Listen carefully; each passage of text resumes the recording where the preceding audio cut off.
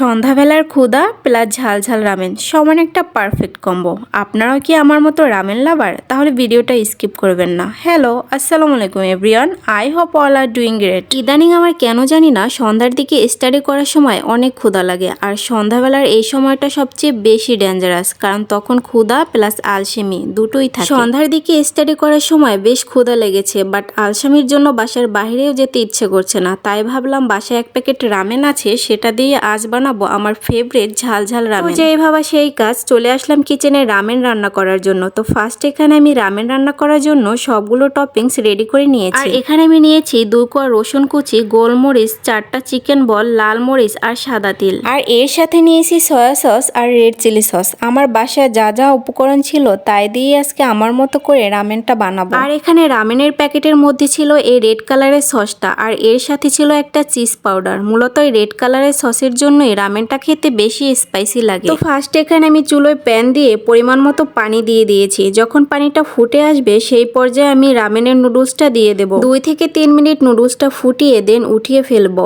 আর এখানে কিন্তু আমি নুডলসটা ভেঙে ফেলিনি। আর এই রামেন রান্না কিন্তু অন্য পদ্ধতিতেও করা যায়, বাট আমি আমার মতো করে করছি। আপনারা চাইলেও আমার এই পদ্ধতি ফলো করতে পারেন। নুডলসটা সিদ্ধ করে নুডলসটা একটা আলাদা পাত্রে রেখেছি, আর নুডলসের পানিটাও কিন্তু আমি রেখে দিয়েছি পরে ইউজ করার জন্য। দেন আমি প্যানে তেল দিয়ে চিকেন বলগুলো লাল লাল করে ফ্রাই করে নিয়েছি। তারপর রসুন কুচি আর গুঁড়া মশলাগুলো একটু লাল লাল করে ফ্রাই করে নিয়েছি। তবে খুবই অল্প সময় মশলাগুলো ফ্রাই করতে হবে যেন পুড়ে না যায়। দেন এখানে আমি রামেনের সসটা আর চিজ পাউডারটা দিয়ে দিয়েছি। সবশেষে দিয়েছি রেড চিলি সস আর সয়া সস। দেন সবগুলো মশলা একসাথে কিছুক্ষণ ফ্রাই করে নেব। আরো বেশি ঝাল পছন্দ করেন তারা কিন্তু এক্সট্রা চিলি অ্যাড করতে পারেন। মশলাগুলো হালকা ফ্রাই করে নিয়ে দেন এখানে আমি নুডলসের যে অবশিষ্ট পানিটা ছিল সেটা দিয়ে দিয়েছি। পানিটা অ্যাড করার পর দেখুন মশলার কালারটা কতটা সুন্দর এসেছে। আমার তো দেখি জিভে জল চলে এসেছে। নুডলস আমি যে বাটিতে ঢেলে নিয়েছি সেই বাটিতেই আমি মশলার পানিটা দিয়ে দেব। লুক অ্যাট দিস গাইস, এটা রেস্টুরেন্ট লেভেলের রামেন বাট হোমমেড। কালারটা দেখুন,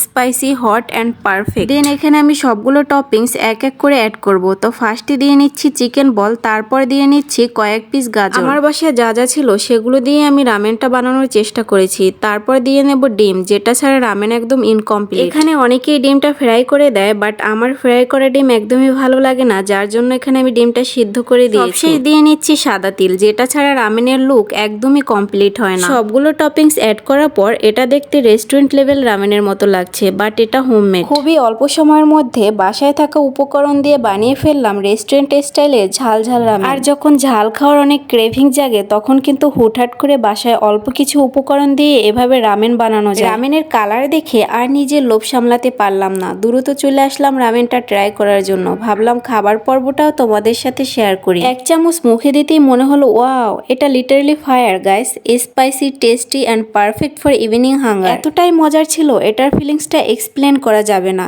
এক কথায় বলবো you have to try this. যারা আমার মতো স্পাইসি লাভার আছো তাদের জন্য এটা একদম বেস্ট খাবার। খাবার এক্সপ্রেশন দেখে বুঝতে পারছো খাবারটা কতটা টেস্টি হয়েছে। অবশ্য এই রামেনটা আমি যতটা স্পাইসি ভেবেছিলাম ততটা স্পাইসি হয়নি। আর রামেন একটু ঝাল ঝাল না হলে খেতে কিন্তু একদমই মজা লাগে না। তোমরা আমার মতো কারা কারা স্পাইসি লাভার অবশ্যই কিন্তু কমেন্ট করে জানাবে। তো আজকের ভিডিও আর লেন্দি করব না, এখানেই শেষ করছি। Thanks for watching.